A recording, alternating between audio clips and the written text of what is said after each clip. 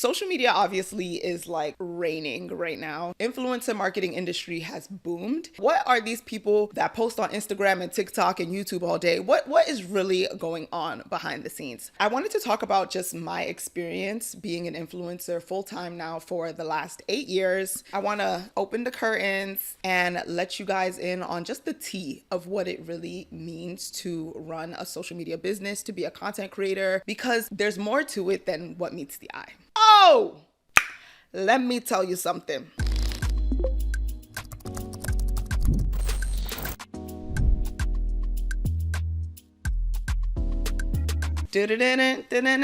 Welcome back, because it's really been a minute. Hey guys, welcome back to the I Guess I'm an Adult Now podcast hosted by your girl, Chizi Duru.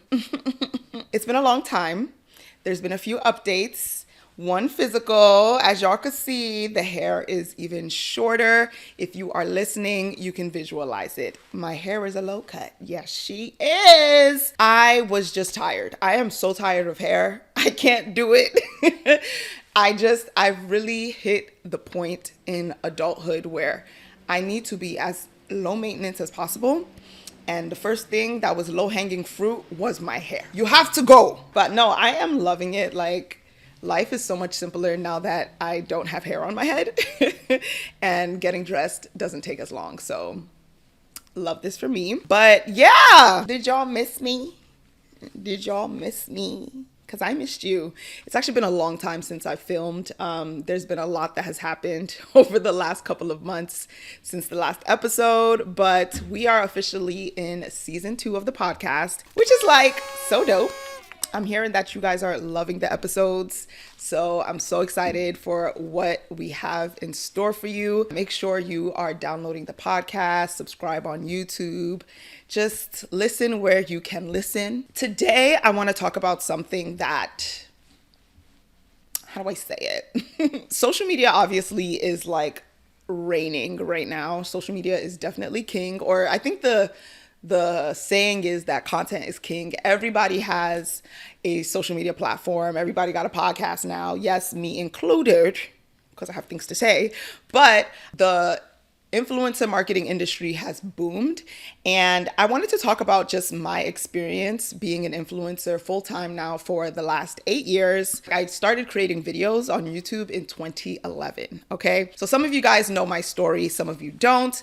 But today I kind of just want to break down everything. I want to, open the curtains and let you guys in on just the tea of what it really means to run a social media business, to be a content creator, because there's more to it than what meets the eye, shall I say. I want to give you guys all the info in case, this is something that you want to get into, or you're just curious about what are these people that post on Instagram and TikTok and YouTube all day? What is really going on behind the scenes? So that's what we're going to be talking about today. So I hope you guys are excited, and yeah, let's get into it. First, let's talk about why this conversation matters. I feel like, we are all in the season of adulthood where we're trying to figure our lives out. We have bills to pay, okay? The economy is doing what it does, and we are also multifaceted people, right? Some of us have just so much creativity inside of us, and we just need different ways to express them. And one thing that I was talking about with my, one of my friends was just the concept of media, right? I feel like as people of color, we are a little bit behind when it comes to the business of media versus, some of our counterparts. They're more in sync with just how profitable and how important media is. Branding, entertainment, media, like these are powerhouses of just the world, honestly. Because if you really think about it, for every business that we have, every show that you watch, like every song that you listen to, like all of this is media, and it's a whole industry, right? So social media, content creation, influencer marketing, that is a sub pocket of media. Media is a humongous industry, okay? I definitely feel like we see this when it comes to just the disparity when it comes to rates, right? We hear a lot about how Black creators aren't paid as much as, maybe some of their white counterparts. And I've definitely experienced this as well. Thankfully, I have learned a lot in the business, and I do feel like I am paid pretty adequately. I'm sure there's always more money to be made, but I think we are at a disadvantage, and there's more of a learning curve for us because as, people of color, we don't see media as like the giant that it is, like financially. It is a giant, okay? I think this is why the conversation is important. Like, we all need to understand what really goes into it and know that this is actually like a very viable, profitable career. Everything is not about money and everything isn't necessarily lucrative, but you could definitely get something out of it, okay? Okay, cool. All right, so let's first start off with, how it all started for me. Again, I made my first YouTube video in 2011. I was like 15 years old, still in high school, a young spring chicken. I had cut my hair, which is so funny, full circle. I needed to learn about like natural hair care, right? I had 4C natural hair. I didn't grow up learning about my natural hair, so I didn't know like how to take care of it. And there was this amazing platform called YouTube. If you were on YouTube back in the day, okay, like 2011, those were really the good old days though. Like, I remember that time so well. Like, when you're a teenager, you're bored. This was the time in life where you could still be bored. And YouTube was one of those spaces where it's like, it was just this new emerging space where, people could share things and you could learn things. And oh my gosh. But yeah, so it's kind of insane to think about how I really was ahead of the curve. And I had I don't think any of us had any idea of what it would become today and what social media and influencer marketing would be today. I had no idea. I did have a small dream where it was like, ooh, maybe I can be like a traditional celebrity one day. In 2011, that was our idea of making it. It was traditional media. So being on TV, the music videos and all of those things. I wasn't thinking about being this big YouTuber per se. But I think as time went on and, more social media content creators started coming out, we started to see that, this could be a thing. It was unfolding in front of our eyes. For everything in life, right, there's always going to be the next thing coming. Right now, there's so much talk about like AI and things like that, but things are unfolding. So even though like, yes, in 2011, I was technically ahead of the curve when it came to influencer marketing and content creation, like there is still more to come, right? I think also when it comes to influencer marketing and social media, there's still more to come. So don't feel like, it's too late for you. There's always something. There's always something coming, right? But you gotta be tapped in. I think it's so important to just be connected to the things that interest you and follow that, because that's ultimately going to lead you down the path that you were supposed to go. I feel like that's how you stay ahead of the curve. And I put that in quotation marks because nobody knows everything. But if you just follow your instincts, follow your passions, like that is what's going to keep you continuously moving forward. And because as human beings, like we are meant to evolve. We're constantly evolving. So if you are staying stagnant and staying the same and staying in a place of comfort, that's probably the worst place you could be, And that's one thing that I've learned. So that's a little nugget. I've learned as I'm growing up, don't be comfortable with being comfortable. Always be moving. Always just embrace the new because there's going to be new. Okay. So a few stats just so that we know what we're talking about. Influencer marketing is no joke. It is $1 billion industry that is shaping culture and careers. One thing is for sure, this is definitely a business. When I first started, I didn't know any of this. I was really just making videos because I wanted to. And I kind of just wanted to add to the Rolodex of natural hair videos so that there was just more representation of all different types of hair types. But when I decided to take this seriously after I graduated from college in 2017, I knew, I could sense that this was something that was for real. I didn't go to school for media per se. I did pick up a communications minor by my junior year of college. So I kind of I had a very small idea of just the magnitude that media is, right? And how possible it was to make it a viable living. But I did have an instinct about it, right? And I felt like that instinct was so strong that I was willing to change my career directions, which you guys know. I got a biology degree. I was pre-med. I was planning on, going to medical school, but I decided to put all of that on hold and really like bet on myself and try this whole social media thing out and see if I could really make something out of it. I mean, 8 years later, I'm still doing it full time. I have a team, and it's constantly evolving. And now it's like I've been recognized in magazines, considered a trailblazer in beauty by Essence Magazine. It's like so many things that I'm like, that's crazy. Off of this one small feeling that I had so many years ago. And this is why like I want to share this, because I know there's some of you that are listening and watching that there's something inside of you that you want to do, right? And maybe other people won't get it, but you do. I'm here to tell you and to encourage you to follow that feeling. Just follow it. You never know what will happen until you follow it. So yeah.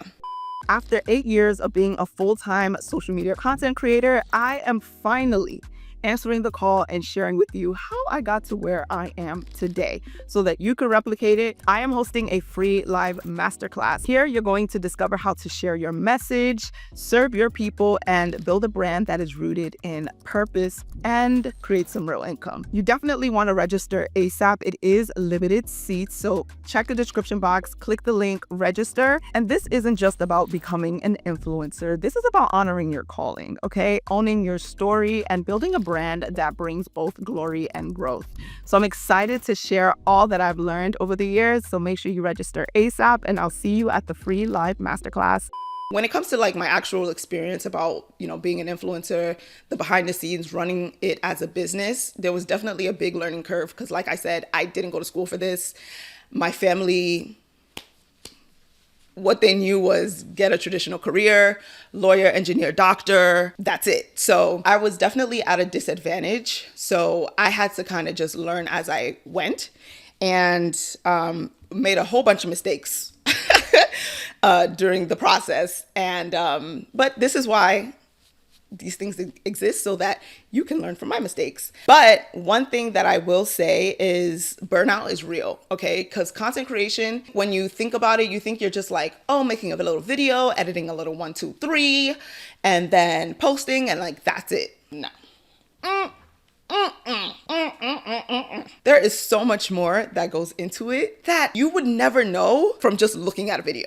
Until you're in it or you work within the industry of somehow, you will never know. When it comes to media, it's literally like traditional media as well. So everything that traditional media involves is what social media involves, okay? So you have to think of the idea, you have to be scripting, you have to have a content calendar so that you keep posting. You need to have a strategy. And then there's the admin side of it. So once you start working with brands, you've got to do the emails and the back and forth, the pitching, the negotiating, the invoicing, analytics. And then you've got to find management. It's so much. Entrepreneurship is no joke. It is no joke. So it is not just taking pretty pictures or making, cool videos and that's it. No. It is a whole business that honestly, multiple people are supposed to have different jobs, but most people are doing it on their own, and which is why like burnout is a major thing that can happen. So yeah, y'all, my journey, what a mess. I remember, and this is how I know that like a lot of this was really just passion for me, pure passion.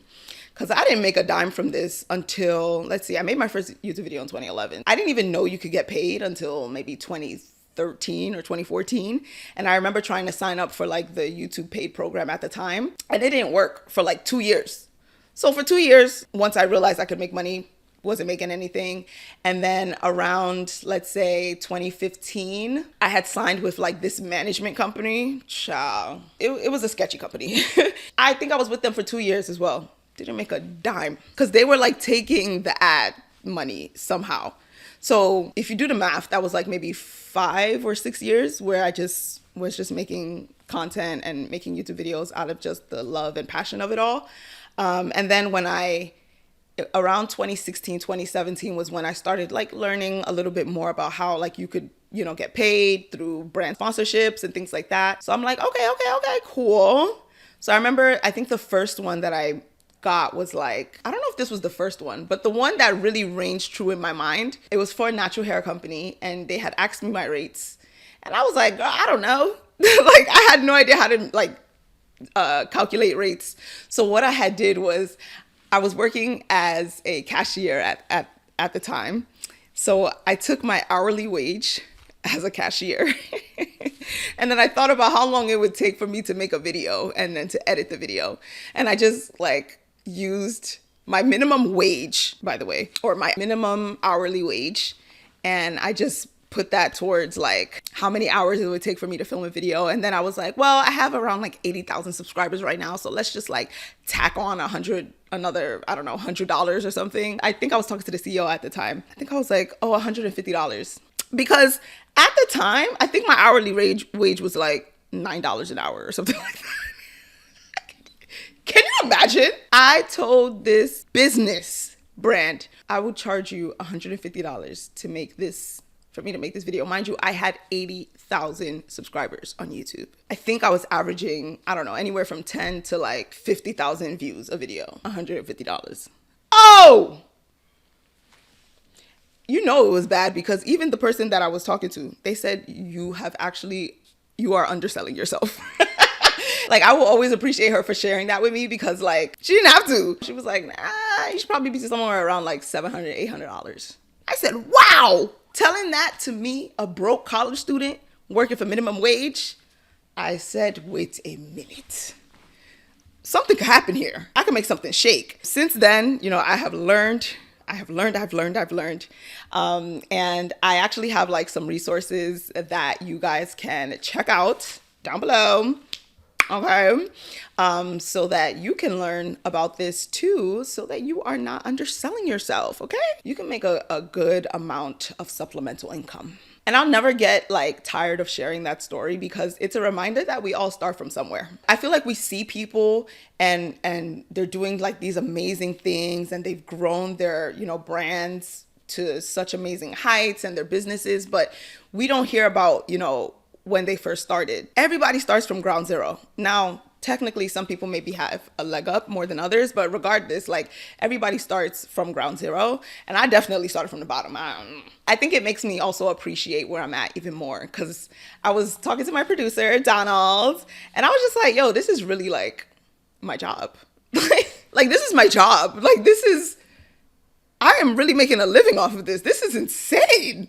This is insane. So yeah, it's possible. You learn as you go. And if you're thinking about, oh, I'm so scared, or I have a fear of this, or, you know, you're struggling with perfectionism, or maybe self-sabotage, or just fear of others, like, let me tell you something. When I first started making my videos in high school, I remember I had walked in on people, like some of my classmates, watching my video during lunch, and they were laughing at me. Like, they were laughing, because I used to actually be very embarrassed by my videos. I was shooting them on a webcam. Like, I was just getting started, okay? I never wanted anyone to like see my videos or find me on YouTube. So, and this is when I had like 300 subscribers, okay? So, but they laughed at it. But guess what? Look where I am now, okay? Some of those people that were laughing, you know what? I won't say too much, but you get the point, okay? So the same people that are going to be laughing at you secretly, they're admiring you, actually. They're admiring your courage. I feel like the worst that can happen is you try and maybe you fail, but I feel like nothing is really failure anymore. Like, I view failures as just learning lessons, because that's ultimately what it is. Like, you have to try in order to get better at something anyway. So yeah, let them laugh. Let them laugh. Let's talk about making this work long term. I feel like, you know, when you first get started when it comes to just like content creation and stuff, I don't know if you need like the most thought out strategy. Well, you probably should have a strategy from the beginning, but you know, at first it can just be, you just do whatever you want. But when it's time to start making this either a business, right, where you want to be consistent, you need some strategy, right? You need some things in place, so that one, you're not burning out, two, that it just makes sure that you're consistent. And I feel like the difference between a hobby and a sustainable career is structure and strategy. That's the difference. If it's just a hobby, do whatever you want. It doesn't matter. And let's not forget, this really can't just be a hobby. not every passion of yours, every interest has to be monetized. So I feel like that's also something that we are forgetting because we're seeing so many people make this like a career and make money off of it. Like we all think, oh, I should do it too to make some money. But it's like, you could also just post regularly, like, when you want to, and it could just be a hobby for you. That is completely okay. I don't know who needed to hear that. I don't know if you needed permission to just post because you want to post.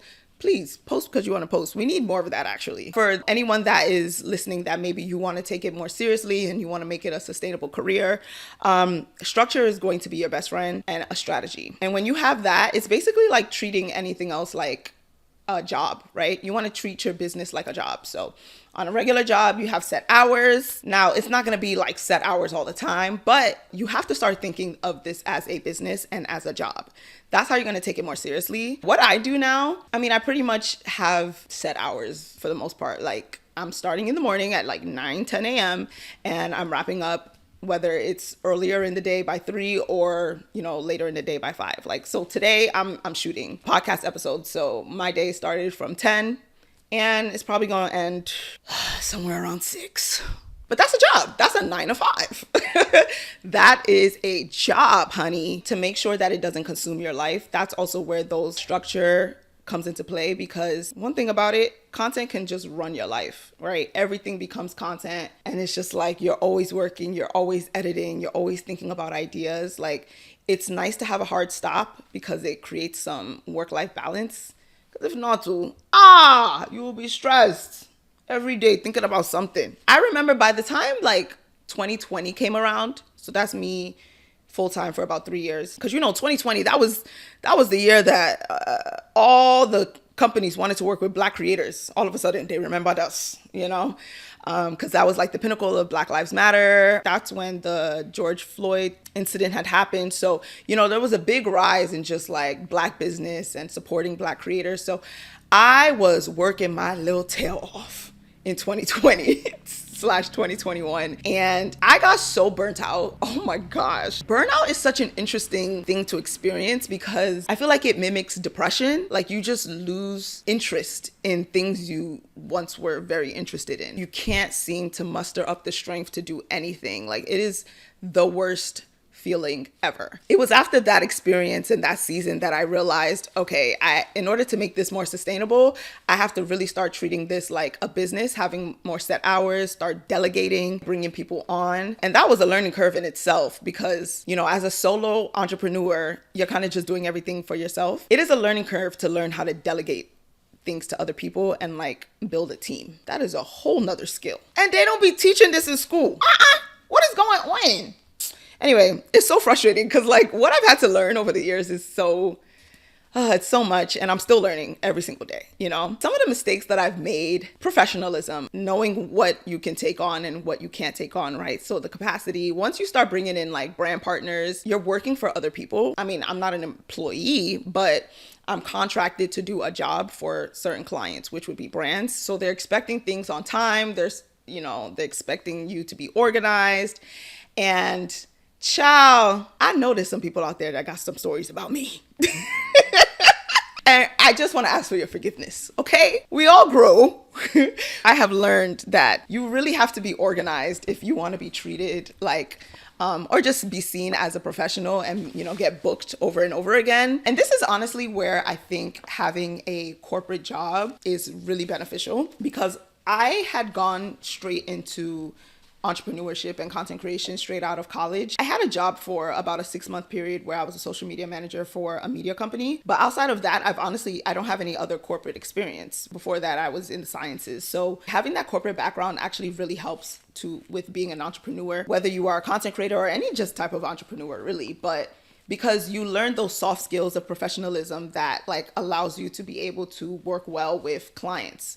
Because all the brand people, right? All the sponsors that all of us are trying to get, it's just people behind the brands, right? It is people that work for a company and they are on a set timeline. They're looking at their emails every day. Like it's a whole thing. So the more knowledge that you have when it comes to just like corporate etiquette, professionalism, the better off you will be as a content creator. Trust me. Trust me on that. Other mistakes that I've made, I feel like as an entrepreneur, right? Once you start trying to scale, build a team, maybe bring an assistant on, things like that, looking for management, that is a whole nother beast that you kind of have to understand, because that is a skill as well. Like hiring, firing, when to do that, hire slow, fire fast. Yeah, that's real. Okay. But even just knowing how to be a leader, right? A team leader. That is a whole thing. And most solo entrepreneurs are actually really not good leaders. And me, I'm a part of it. No, let me stop. I'm learning. But yeah, no, a lot of solo entrepreneurs aren't the best leaders when it comes to just like having a team, because there's so much in our minds already, right? So to now think about delegating it is actually another job. That's project management in a way. So it's a skill and, let's say, a muscle that you have to build. With all that being said, should you quit your job to become a content creator? I think, everybody's situation path is going to be different. But if you are, let's say, a college student, I would tell you absolutely not. You should work.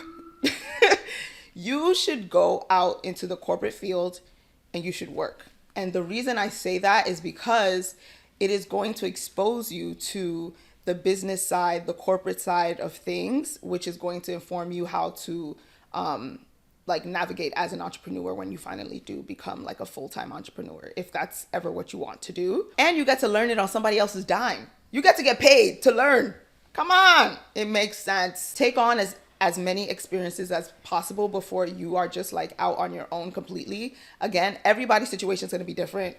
I am somebody that aside from like my small stint as a social media manager for a media company, I don't really have any corporate experience. And while it's not like a major regret, I could tell that I was at a disadvantage not having that corporate experience, because there were so many things that I hadn't learned and that I was just behind on. When you work in corporate, like you have the tea, like you know what people are looking for. So it's easier, honestly.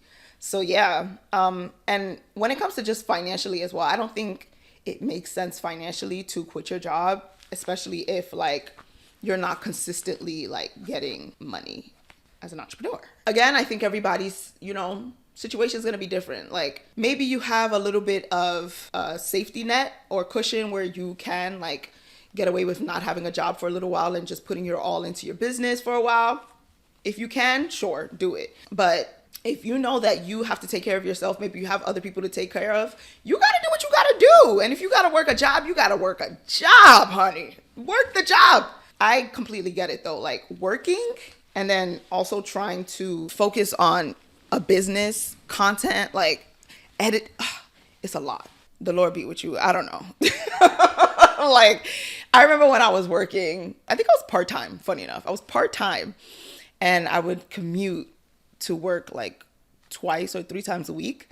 And it's like I had to do that and then also my content stuff. And I was able to balance it for a while, but after a while I was like, wow, this is a lot. And I was working part-time. So I completely understand, the concept of just like feeling burnt out and overworked and just not having enough time when you have a full-time job. But we're adults now. So you got to think about things strategically. You got to plan ahead. You've got to save, right? And have a plan. Honestly, have a plan. And I always say like, what probably makes the most sense is you want to keep doing your business on the side, right? Until either your business matches your salary or doubles it. And honestly, I think it should double it first, because then you have some cushion and some leeway.